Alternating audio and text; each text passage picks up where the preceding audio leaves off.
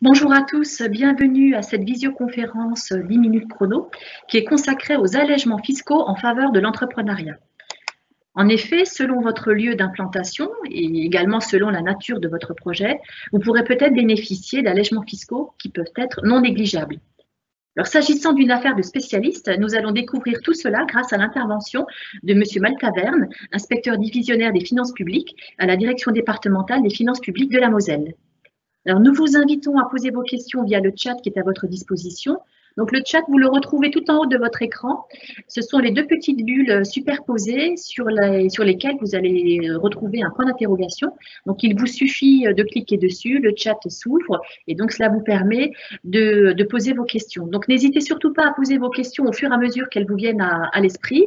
Nous y répondrons à l'issue de cette présentation. Donc, je précise également que cette visioconférence est enregistrée et que vous pourrez la retrouver très prochainement sur la chaîne YouTube de la CCI et de la CMA. Voilà, Monsieur Maltaverne, c'est à vous. Eh bien, bonjour à toutes et à tous. Je vais donc vous présenter les principaux allègements fiscaux en faveur de l'entrepreneuriat. Plutôt que de lister les différentes aides, du moins dans un premier temps, je crois qu'il est plus pratique, disons plus clair pour vous, de vous présenter quelques généralités. Alors, ce sera l'objet des premières pages de cette présentation. Voilà, donc je vais commencer. Tout d'abord, je voulais préciser que ces aides, bon, évidemment, elles ne viennent pas de nulle part, elles sont prévues par la loi. Et donc, on les retrouve dans des passages très précis du Code général des impôts, auquel on peut toujours se référer, même si évidemment la lecture n'est pas forcément toujours facile. Il s'agit, en ce qui concerne l'impôt sur le revenu, des articles 44 sexies à 44 septdecies, s'agissant des taxes foncières, des articles 1383, et s'agissant de la contribution foncière des entreprises, des articles 1463 à 1466, et l'article 1586 nonies, pour la cotisation sur la valeur ajoutée. Alors, petite précision importante, ces aides ne concernent pas la TVA, puisque la TVA est un impôt d'une nature différente, qui est un impôt indirect, qui est recouvré sans l'émission d'un avis. Et aussi une autre chose qu'il ne faut jamais perdre de vue, c'est qu'en ce qui concerne les impôts fonciers, qu'il s'agisse des taxes sur les propriétés foncières ou de la cotisation foncière des entreprises, les exonérations sont toujours subordonnées à un vote des collectivités locales. Voilà. Donc avant d'examiner le régime des exonérations, il ne faut pas perdre de vue ce point-là. Alors après, petit à petit, on va rentrer dans la description de ces aides. Il faut savoir qu'elles concernent des zones bien précises. Voilà, il faut qu'existent des zones dont l'existence est décidée par des décrets et des arrêtés ministériels. Alors, je vais vous énumérer le nom de ces zones. Vous avez les zones franches urbaines, territoire entrepreneur. Vous avez les zones d'aide à la finalité régionale, les zones de revitalisation rurale, les zones de développement prioritaire, les bassins urbains à redynamiser, les zones de restructuration de la défense, les bassins d'emploi à redynamiser et les quartiers prioritaires de la politique de la ville. Donc, je continue sur quelques généralités aussi. Vous avez aussi des aides qui ne sont pas accordées en fonction du zonage. Alors, c'est le cas principalement des jeunes entreprises innovantes ou universitaires. Petite précision aussi qui a son importance, l'ensemble de ces aides, qu'elles concernent les aides qui concernent un zonage bien précis ou les aides concernant les entreprises innovantes, sont prorogées jusqu'au 31 décembre 2022. Il faut savoir que le régime des aides aussi est revu à peu près tous les ans, il y a toujours des choses qui changent lors du vote de la loi de finances. Et donc, voilà, pour ces aides-là, elles sont prolongées d'une année. Par contre, il y a une aide qui s'arrête à la fin de l'année, qui est d'après du moins le projet de loi de finances actuel, qui est l'aide qui concerne la reprise d'une entreprise industrielle en difficulté. Et enfin, petite précision aussi qui a son importance, parce que c'est vrai que on pense entreprise, on pense plutôt les villes, il y a aussi au moins une aide mais il y en a plus d'une qui concerne des activités qui peuvent être implantées dans des zones de plus faible densité de population. Je pense aux zones de revitalisation rurale. Alors, ensuite, je continue sur les conditions générales que vous allez retrouver dans chacune des aides qui vont être listées après. Il y a des conditions liées à l'activité. Il faut que l'activité soit industrielle, commerciale ou artisanale. Ce qui exclut certains types d'activités, les activités de crédit bail immobilier ou les activités de location d'immeubles à usage d'habitation. Par contre, il y a aussi la possibilité de bénéficier de certaines exonérations quand on exerce une activité non commerciale. Par exemple, quand les activités sont implantées en zone franche urbaine, territoire entrepreneur, et en zone de revitalisation rurale. Donc, je précise aussi également autre chose. Il y a des conditions liées aussi à la détention du capital. Il faut que le capital de la société créée ne soit pas détenu directement ou indirectement pour plus de 50% par d'autres sociétés, sauf des conditions plus spécifiques pour les entreprises implantées dans les ZFU-TE.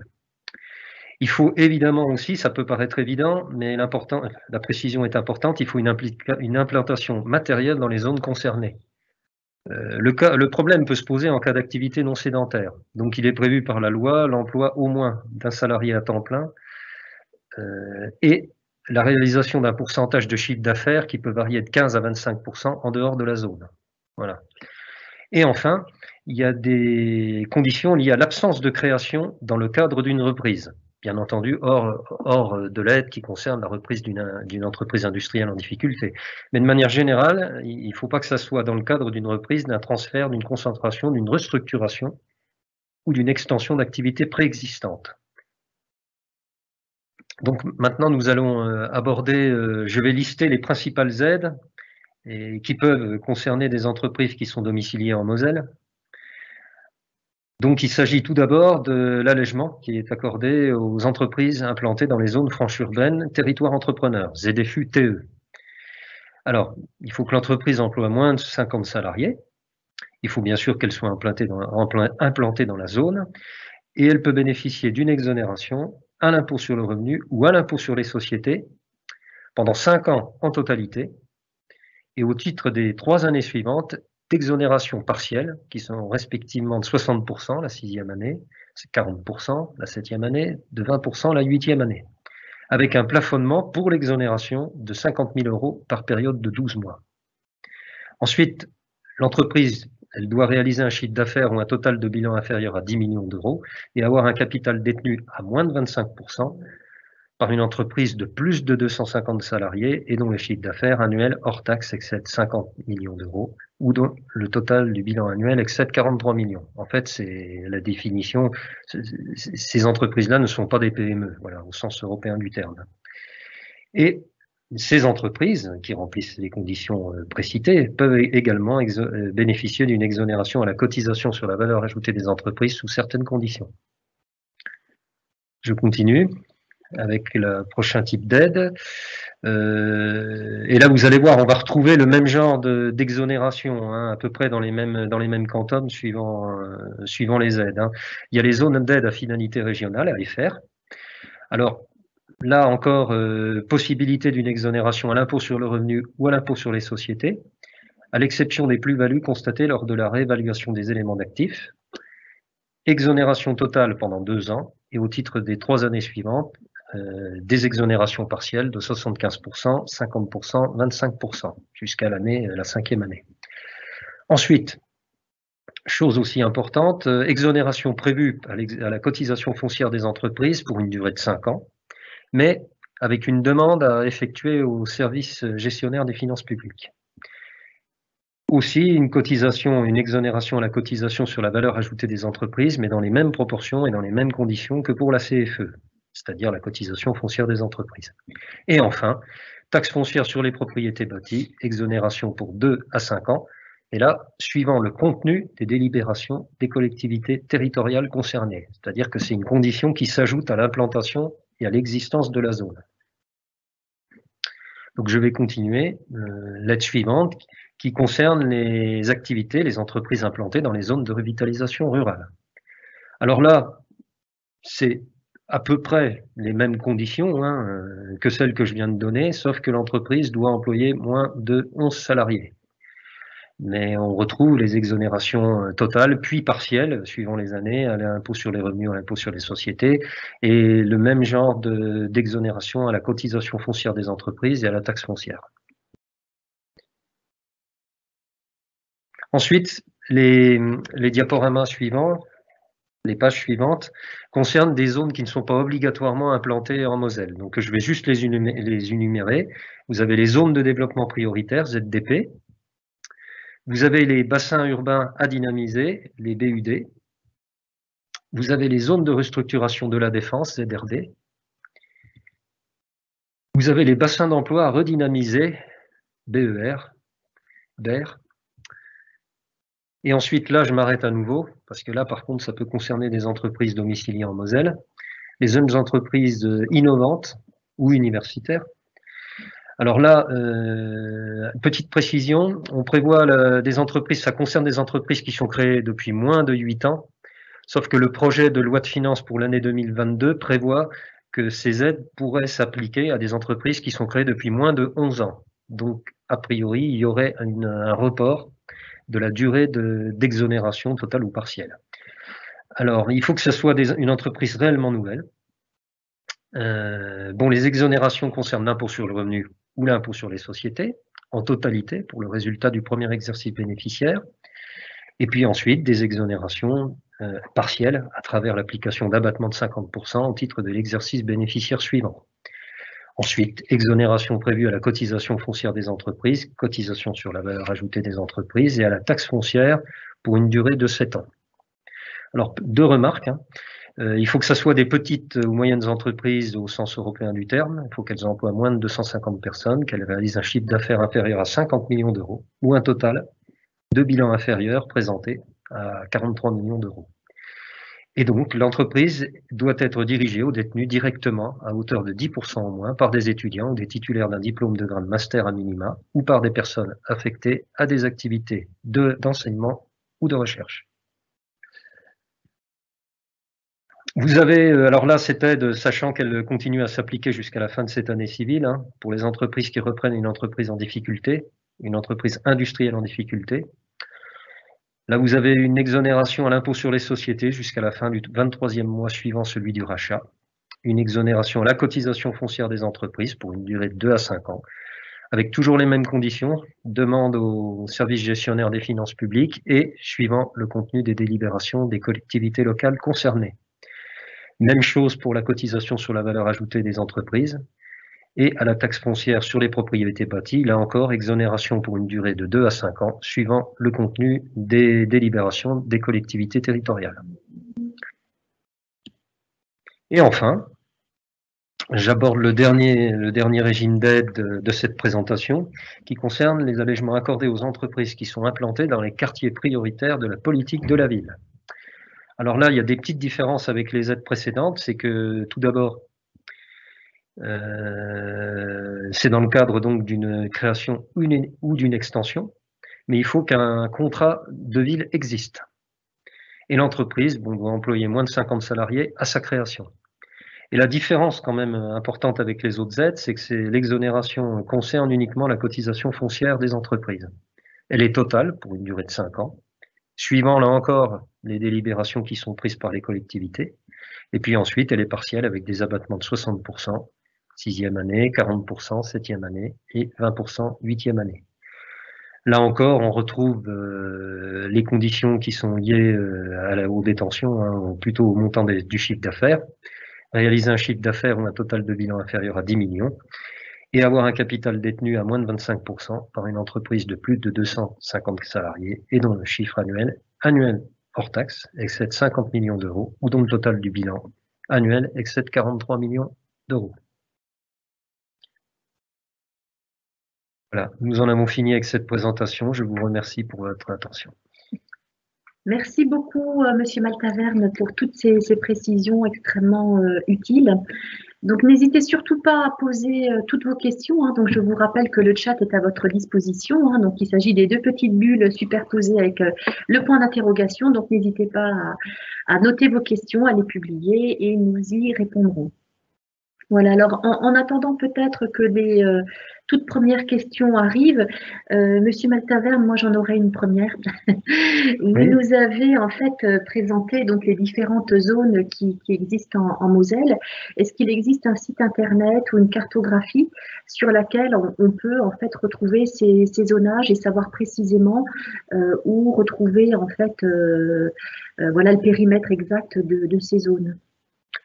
Alors, je sais qu'il existe plusieurs sites sur Internet, mais il y a tout simplement le site service public. Je ne me rappelle plus le lien exact, hein. Je ne sais plus si c'est servicepublic.gouv.fr, mais où on a toutes les précisions, hein, sur l'existence de ces aides, hein. Ouais. Et donc notamment aussi, alors après ça peut passer par des liens, hein, sur effectivement les zonages plus précis. D'accord. Voilà, donc c'était effectivement, mais vous voyez, c'était une question qui vient d'être publiée à l'instant. Effectivement, donc une personne nous demande comment savoir dans quelle zone nous sommes. Parce qu'effectivement, parfois, pour certains porteurs de projets, je crois savoir que les zones sont, dans certains cas, extrêmement précises. Oui, Hein, on peut se situer à la rue près, hein, si je comprends bien. Et donc, c'est vrai que parfois, s'il s'agit en fait d'un zonage aussi précis à la rue près, parfois, ça peut être intéressant pour les entrepreneurs de se dire, bah, je vais peut-être me mettre plus dans la rue d'à côté ou un tout petit peu plus loin, parce que cela peut me permettre de bénéficier d'allègements fiscaux qui ne sont non négligeables. Voilà, et donc là, effectivement, donc je vois que les questions arrivent et c'est effectivement plusieurs questions qui se posent. Donc, comment savoir dans quelle zone on se situe? Donc là, si j'ai bien compris, Monsieur Maltaverne, votre réponse, donc en fait, en allant sur le site service public, oui. donc à ce moment-là, on peut retrouver le zonage précis. Mais Disons qu'il y a plusieurs étapes aussi, hein. C'est-à-dire que bon, vous avez les arrêtés ministériels où vous avez déjà, comment dire, on va du moins précis vers le plus précis. Vous avez déjà les départements concernés, après vous avez les communes, et petit à petit vous allez vers la carte, où vous allez tomber sur les informations plus précises, quoi. ouais. Et ce que je veux dire, c'est qu'il faut commencer déjà par le commencement, quoi. Déjà savoir est-ce que dans le département. Et donc là, on a les informations effectivement très facilement sur Internet à travers déjà les arrêtés, et puis on a des liens qui nous conduisent aux différentes zones aussi. Ouais. Alors là, une question de Florine qui vient d'arriver, qui nous demande, Florine, donc qui souhaite créer une micro-entreprise artisanale. Elle est titulaire d'un master et a terminé ses études. Elle est salariée avec l'objectif de quitter son emploi pour son projet. Est-elle éligible à l'aide jeune entreprise universitaire?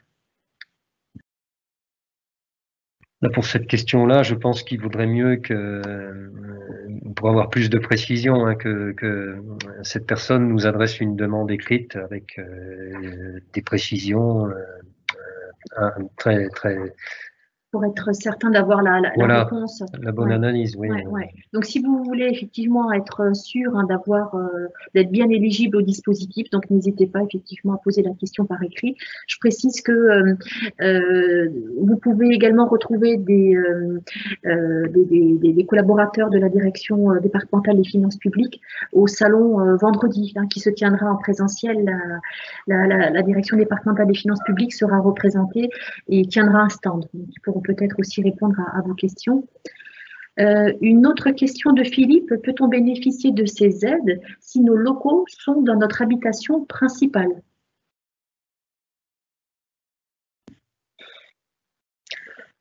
Là encore, hein, c'est quand même, je veux dire, ces aides sont déterminées par rapport à un siège social, hein, de toute manière, hein. Donc voilà, il y a l'exigence d'un siège social de toute manière pour l'application de ces aides. Moi, voilà ce que déjà je peux dire, hein. Après. Okay.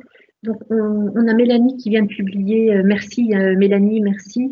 Mélanie qui vient de publier donc l'adresse du site internet service public qui permet effectivement d'avoir accès aux différents zonages.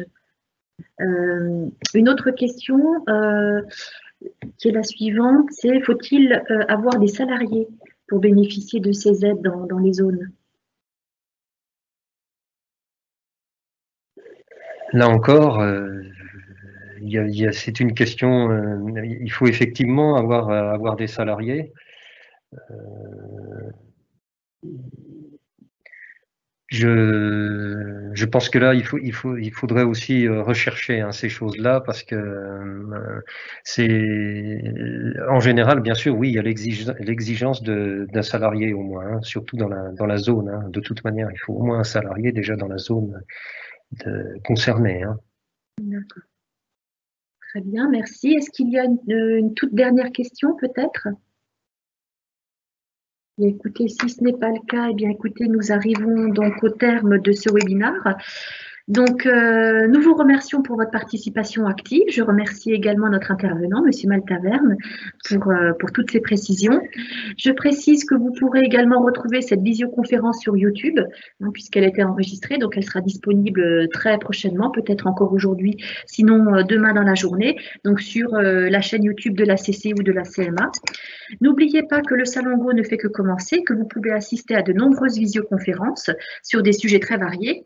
Le programme est toujours disponible sur salon-go.fr et je vous rappelle également que le salon est ouvert en présentiel ce vendredi 19 novembre de 9 h à 17 h dans les locaux de la Chambre des métiers à Metz Technopole. Voilà, donc n'hésitez surtout pas à venir nous rencontrer. La CCI et la CMA sont toujours à vos côtés pour aller plus loin dans votre projet. Et il nous reste à vous souhaiter une excellente continuité dans votre projet et un très bon salon. Merci de votre attention. À bientôt. À bientôt.